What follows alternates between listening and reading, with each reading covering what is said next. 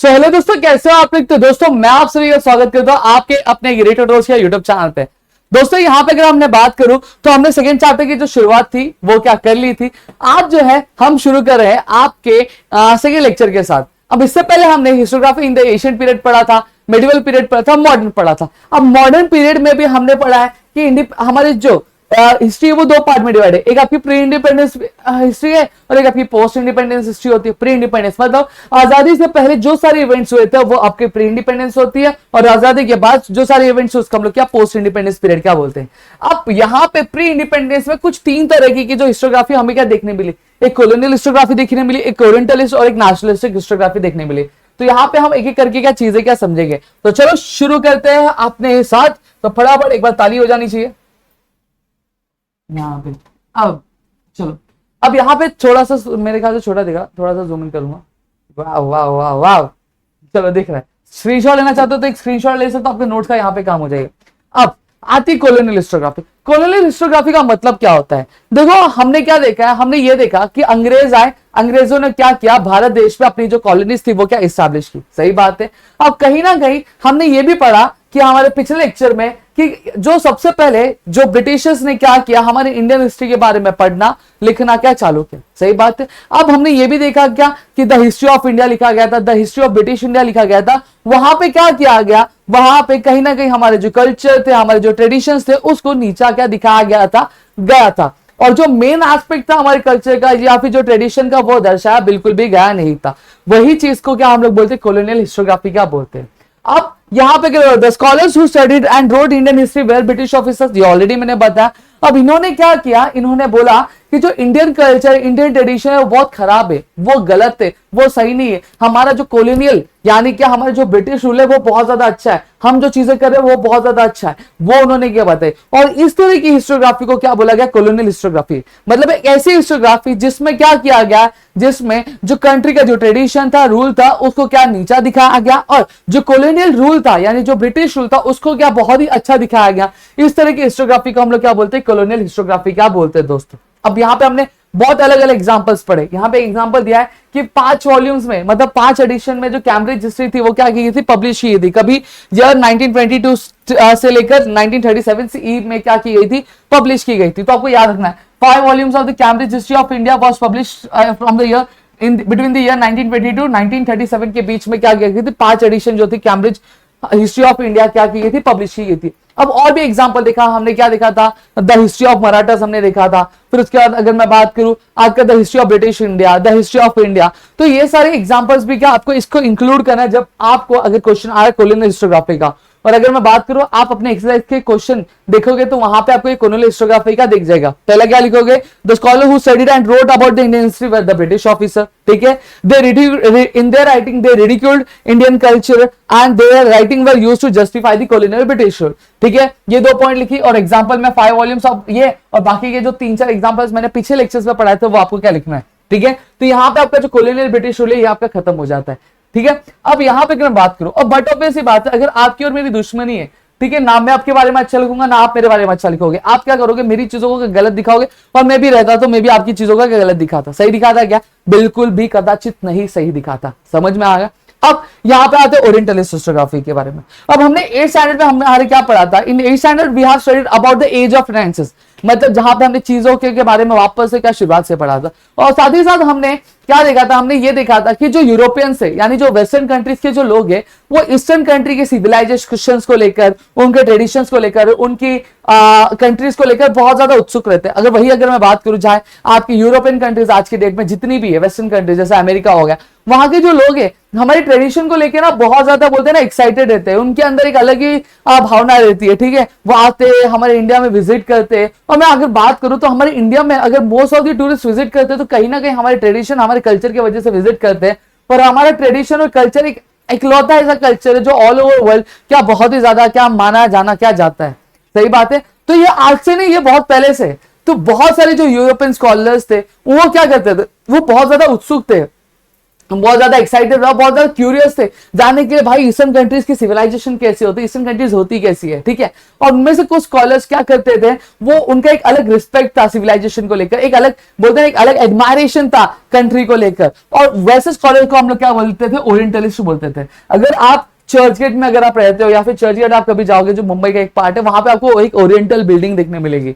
Oriental building में वहां पे आपको देखने मिलेगा कि जो स्कॉलर्स हुआ करते, यूरोपियन स्कॉलर्स, वो हमारे बारे में क्या स्टडीज करते थे। तो देखो हमारा देश कितना महान था, ठीक है। अब यहाँ पे जो ओरिएंटलिस्ट हुआ करते थे वो ज्यादातर फोकस अपना किस पे करते थे, वैदिक ट्रेडिशन पे किया करते थे। क्योंकि अगर मैं बात करूं आज भी बहुत सारे जो कंसेप्ट है साइंस के आपके ले लो, फिजिकल साइंस के ले लो, वो कहीं ना कहीं हमारे वेदों से क्या करते, रिलेट करते। इवन दो कई सारी जो बीमारियां उनका जो आपका जो उपचार है वो आपको वैदिक वेदों में क्या देखने मिल जाता है, ऐसा कहा जाता है, सही बात है। इस वजह से उन्होंने हमारे वेदों में क्या किया, बहुत ज्यादा बोलते हैं ना, बहुत ज्यादा फोकस किया और नई नई चीजें क्या उसमें से निकाली। और साथ ही साथ उन्होंने क्या किया, सिमिलैरिटी पढ़ी किसके, संस्कृत और कुछ जो यूरोपियन लैंग्वेज से उसके बीच में सिमिलैरिटीज कैसे। जैसे अगर मैं बात करूं, इंग्लिश में भाई को ब्रदर बोला जाता है, वहीं संस्कृत में भ्राता बोला जाता है, तो ब्रदर, ठीक है। जैसे हिंदी में मम्मी को संस्कृत में मम्मी को माँ कहा जाता है, ठीक है, जननी कहा जाता है, ऐसे बहुत सारे लैंग्वेजेस। और वहीं पे आपके इंग्लिश में मदर कहा जाता है, मम। समझ में आ गया। तो यहाँ पे ये क्या कर रहे थे, कॉमन पढ़ रहे थे कि कॉमन चीजें क्या है। और कहीं ना कहीं जब इन्होंने ये चीजें स्टडी की तो इनको ये पता चला कि संस्कृत क्या हो सकता है, संस्कृत सारे जो इंडो यूरोपियन यानी इंडियन लैंग्वेज और जो यूरोपियन कंट्रीज के जो लैंग्वेजेस उन सब की क्या मदर हो सकती है, उन सब की क्या हो सकती है, मदर हो सकती है। उन्होंने एक जो नोशन क्या क्रिएट किया, तो यहाँ mother of all Indo European क्या लैंग्वेजेस, क्लियर हो गया। वहीं यार 1784 में सर विलियम जोन्स ने क्या किया, एक एशियाटिक सोसाइटी क्या ओपन की कोलकाता में, जिसने क्या किया, जिसने द्वार खोल दिए, जिससे आपके एंशिएंट इंडिया लिटरेचर और उनकी हिस्ट्री के बारे में क्या आसानी से क्या पढ़ सकते हो, ठीक है। तो याद रखना है, इन ईयर 1784 क्या सर विलियम जोन्स ने क्या किया, एशियाटिक सोसाइटी कोलकाता में खोली, ठीक है, जिसने क्या किया, द्वार खोल दिए आपके किसके, एशियन इंडियन लिटरेचर और हिस्ट्री के, क्लियर हो गया। अब यहाँ पे अगर बात करूं तो सिर्फ एक अकेले ओरिएंटलिस्ट नहीं थे, और भी थे। एक हमारे भाई साहब थे जिनका नाम क्या था, फ्रेडरिश मैक्स मुलर। अब फ्रेडरिश मैक्स मुलर की अगर मैं बात करूं तो ये एक ऐसे बंदे, ठीक है। अब इनका ओपिनियन क्या था, देखो यहाँ पे क्या इनका मानना ये था कि देखो सबसे पहली चीज अगर मैं बात करूं, फ्रेडरिश मैक्स मुलर को एक स्पेशल जो प्लेस वो डिजर्व करते, एक स्पेशल मेंशन वो डिजर्व करते। अब क्यों करते वो आपको अभी आगे पता चल जाएगा। अब इसलिए करते हैं क्योंकि इनका ओपिनियन ये था कि संस्कृत क्या है, संस्कृत सबसे पुरानी लैंग्वेज, सबसे एंशिएंट लैंग्वेज, जितने भी इंडियन यूरोपियन लैंग्वेज है सबसे जो पुरानी लैंग्वेजेस है वो आपकी संस्कृत है। इंग्लिश सब बाद में आई, सबसे पुरानी क्या हमारी संस्कृत है, ठीक है। वहीं पे अगर मैं बात करूं, जो इनका जो इंटरेस्ट था संस्कृत को लेकर वो बहुत ही ज्यादा था दोस्तों। इन्होंने कई सारे जो टेक्स्ट है, अब इनका इंटरेस्ट संस्कृत से बहुत ही गहरा था, तो इन्होंने जो टेक्स्ट संस्कृत टेक्स्ट था, इसका नाम क्या था, हितोपदेश, उसको क्या किया उन्होंने जर्मन लैंग्वेज में क्या किया, ट्रांसलेट किया। प्लस ये क्या 50 वॉल्यूम्स के क्या एडिटर रह चुके हैं, मतलब 50 एडिशन जो थे the sacred book of the east, यानी जो पवित्र बुक बोली जाती है, सेक्रेड मतलब क्या होता है, पवित्र होता है, उस पवित्र बुक ऑफ ईस्ट यानी हमारी कंट्री की, तो उस बुक के क्या वो 50 वॉल्यूम्स के क्या रह चुके हैं, वो एडिटर क्या रह चुके हैं, ये आपको याद रखना है। प्लस इन्होंने जो ऋग्वेदा बोला था, one of the Vedas, Rigveda को इन्होंने क्या किया, जब पढ़ा, कंपाइलेशन किया और कंपाइल करके इन्होंने क्या जर्मन लैंग्वेज में क्या किया, इसको ट्रांसलेट भी किया। तो ये भी आपको क्या चीजें यहाँ पे क्या देखने मिल जाती है, क्लियर हुआ। अब यहाँ पे अगर मैं बात करता हूँ, हम नेक्स्ट चीज क्या देखने वाले, नेक्स्ट चीज हम लोग आपको देखो इतनी चीजें, आपको जितनी चीजें मैं लिख के दे रहा हूं, आपको नोट्स में जितनी चीजें प्रोवाइड की, जितनी चीजें मैं बोल रहा हूं, उतनी चीजें आपको एग्जाम पॉइंट ऑफ व्यू से याद रखनी है, उससे ज्यादा और भी कुछ याद नहीं रखना है, स्क्रीनशॉट लेना है। तो रुको मैं इसको जूम इन कर देता हूं थोड़ा सा।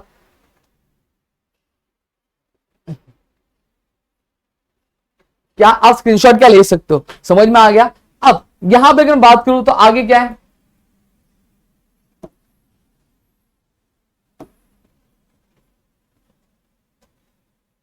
हाँ अब आता है आपका नेशनलिस्टिक हिस्टोग्राफी।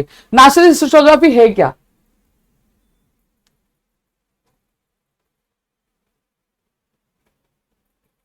हाँ अब यहां पे अगर बात करूं तो नेशनलिस्ट हिस्टोग्राफी, अब हमने क्या देखा, हमने देखा कॉलोनियल हिस्टोग्राफी में क्या किया जा रहा था, कॉलोनियल हिस्टोग्राफी में हमारे जो कल्चर है, हमारे जो ट्रेडिशन है, उनको क्या नीचा दिखाया जा रहा था। लेकिन अब नेशनलिस्टिक हिस्टोग्राफी आया। अब इसमें क्या होता है, अब हमारे जो इंडियन स्टूडेंट्स है या फिर इंडियन यंगस्टर्स थे जो क्या हुए थे ब्रिटिश एजुकेशन सिस्टम में क्या हुए थे, ट्रेन हुए थे।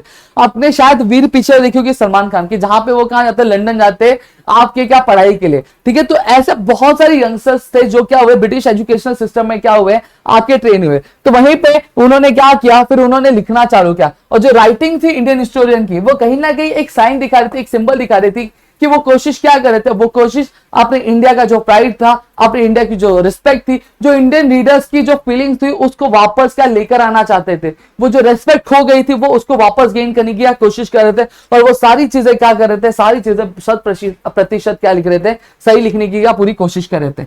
कहीं पे अगर मैं बात करूं, ये जो मूवमेंट था सिर्फ आपके मैं बात करूं एक रीजन में नहीं चालू था, इंडिया के अलग अलग कोने में क्या ये जो चीज थी, ये जो कैंपेन था, ये क्या चालू हो गया था। अब हर एक जो बंदा था वो क्या कर रहा था, वो इंडियन हिस्ट्री, इंडियन ग्लोरी को वापस लेकर आना चाहता था, और इसी चीज को हम लोग क्या बोलते हैं, नेशनलिस्टिक हिस्टोग्राफी बोलते हैं। क्या बोलते हैं, नेशनलिस्टिक हिस्टोग्राफी क्या बोलते हैं। अब यहीं पर अगर बात करूं, जो नेशनलिस्टिक राइटिंग थी महाराष्ट्र में, वो इंस्पायर्ड किससे थी, विष्णु शास्त्री चिपलुनकर द्वारा क्या बहुत ज्यादा क्या इंस्पायर्ड थी। यहीं पे अगर मैं बात करूं तो उन्होंने क्या सीख किया, उन्होंने कहीं ना कहीं ये जितने भी हिस्टोरियन थे, नेशनलिस्टिक हिस्टोरियन थे, वो कोशिश क्या करते हैं, वो कोशिश ये कर रहे थे कि हमारी जो इंडिया की पुरानी जो इज्जत थी, पुरानी जो ग्लोरी थी, पुरानी जो इतिहास थी, उसको क्या वापस लाया जाए, लोगों को उस चीज के बारे में बताया जाए, और वो चीज वो कर ही रहे थे। लेकिन कहीं ना कहीं जो ब्रिटिश ऑफिसर्स थे उनको ब्लेम कर रहे थे कि आप क्या कर रहे हो, आप हिस्ट्री को क्रिटिकली एनालाइज नहीं कर रहे हो। अभी तक हमने क्या पढ़ा था, मॉडर्न हिस्टोग्राफी का अप्रोच आ चुका था, अब हमें क्या करना है, चीजों को एनालाइज करना है। लेकिन ये जो नेशनल हिस्टोग्राफी थे, हिस्टोरियन से, ये क्या कर रहे थे, चीजों को एनालाइज नहीं करते। ये जो कहानियां, जो चीजें उन्होंने सुनी थी, उसके बेसिस पे क्या लिखे जा रहे थे, और इस वजह से जो ब्रिटिश ऑफिसर्स थे इनको क्या ब्लेम कर रहे थे, आप क्या करो, चीजों को क्रिटिकली एनालाइज क्या नहीं करो। ऐसे बहुत सारे, अगर मैं बात करूं, बहुत सारे हिस्टोरियंस का सामने चल कर आए आपके। और वहीं महाराष्ट्र में कौन इंस्पायर कर रहा था, विष्णु शास्त्री चिपलुनकर जो थे, वो क्या कर रहे थे, लोगों को इंस्पायर कर रहे थे। अब यहाँ पे अगर मैं बात करूं तो वीके राजवाड़े एक हमारे बहुत ही अच्छे नेचुरलिस्ट हिस्टोग्राफी थे, जो कि बहुत ही ज्यादा क्या थे, पॉपुलर थे आपके अलग अलग डिसिप्लिन में, जैसे हिस्ट्री हो गया, लिंग्विस्टिक मतलब लैंग्वेज हो गया, एटिमोलॉजी मतलब क्या होता है कि ऐसी स्टडी होती है जहां पे हमें ये समझ में आता है कि जैसे फॉर एग्जांपल ये जो लिंग्विस्टिक वर्ड है, ये लिंग्विस्टिक वर्ड का शुरुआत कहां से हुआ, इसकी ओरिजिन कैसी है, ये डिराइव कैसे हुआ, इसकी जो स्टडी होगी वो हम लोग क्या बोलते हैं, एटिमोलॉजी। ग्रामर मुझे बताने की जरूरत नहीं, आपने ऑलरेडी पढ़ रहे हो, आपको ग्रामर तो पता ही है। तो इनका एक फॉर्म ओपिनियन था, क्या फॉर्म ओपिनियन था कि हमें खुद से अपनी हिस्ट्री क्या लिखनी चाहिए। देखो, मैं अगर अपने बारे में लिखूंगा तो मैं बहुत अच्छे से लिखूंगा, कोई और अगर मेरे बारे में लिखेगा तो क्या वो उतने अच्छे से लिख पाएगा, नहीं लिख पाएगा। क्यों, क्योंकि उसके पास उतनी इंफॉर्मेशन नहीं रहेगी जितनी इंफॉर्मेशन मेरे पास मेरे बारे में क्या रहेगी। समझ में आ गया। अब इन्होंने क्या किया, कंपाइल किया और एडिट किया, क्या जो 22 वॉल्यूम थे किसके, मराठ्यांची इतिहासाची साधने, वो ने किया, ठीक है। एक बुक थी, उन्होंने क्या किया, उसको कंपाइल किया और उसको क्या एडिट किया, जिसका नाम क्या था, मराठ्याची इतिहासाची साधने। Question for you guys, dash was the person who compiled and edited 22 volumes of मराठ्याची इतिहासाची साधने। तो आज का आंसर क्या होगा, आप कमेंट सेक्शन में बताओ। साथ ही साथ उन्होंने क्या किया, उन्होंने स्कॉलरली जो है सारे जो वॉल्यूम से, सारे जो 22 वॉल्यूम से, उसको क्या बहुत ही ध्यानपूर्वक क्या देखा। अब यहां पे अगर बात करूं, इन्होंने इंसिस्ट क्या किया, इंसिस्ट ये किया कि भैया जो हिस्ट्री होनी चाहिए, जो हिस्ट्री होनी चाहिए कभी भी लिखी जानी चाहिए, तो जो आपके ऑथेंटिक डॉक्यूमेंट होती है ना, ऑथेंटिक डॉक्यूमेंट के रेफरेंस पे या फिर उसको ध्यान में, उसको मद्देनजर रखते हुए क्या लिखनी चाहिए, हमें एवं कोई भी चीज है इधर उधर से जो पता चलती उसको देख के लिखनी नहीं है। और साथ ही साथ इन्होंने ये बोला कि जो हिस्ट्री है सिर्फ लड़ाई झगड़े बैटल के बारे में नहीं है, ये सारे जो ह्यूमन एस्पेक्ट्स है, उन सारे ह्यूमन एस्पेक्ट्स के बारे में क्या हिस्ट्री है, ठीक है। अब यहाँ पे हमारे जो दूसरे भाई साहब थे, जिनका नाम क्या था, विनायक दामोदर सावरकर, इन्होंने एक जो Indian war of independence year 1858, Indian war of independence 1857, इन्होंने क्या ये किताब क्या लिखी थी, जिनका नाम विनायक दामोदर क्या सावरकर था दोस्तों। और ये बहुत फेमस किताब है दोस्तों। लोग जब भी कभी भी रेफरेंस लेना रहता है इंडिपेंडेंस के बारे में या फिर प्री इंडिपेंडेंस के बारे में जानना रहता है, तो लोग जो ये किताब क्या पढ़ना बहुत ज्यादा क्या बोलते हैं ना, बोलते हैं प्रेफरेंस पे रखते हैं, ठीक है। तो मेरे ख्याल से आपको ये चीजें समझी होंगी दोस्तों। और साथ ही साथ आपको मैं आपकी जानकारी के लिए बता देना चाहता हूं कि यहाँ पे हमने जो 50% जो चैप्टर वो खत्म कर लिया। आगे हम Marxist history, subaltern history plus हम जो है फेमिनिस्ट हिस्टोग्राफी के बारे में पढ़ेंगे, और 3 टॉपिक्स हो रहे हैं, हमारे जो चैप्टर वो क्या खत्म हो जाएगा। तो यहाँ पे आई होप आपको चीज समझी है तो प्लीज वीडियो को लाइक करिएगा, चैनल सब्सक्राइब नहीं किया तो चैनल को सब्सक्राइब करो, अपने दोस्तों के साथ शेयर करो, ताकि ऐसे और कई सारे वीडियोस हम आपके लिए लेकर आ सके आपके अपने ग्रेट ट्यूटोरियल्स के यूट्यूब चैनल पे दोस्तों।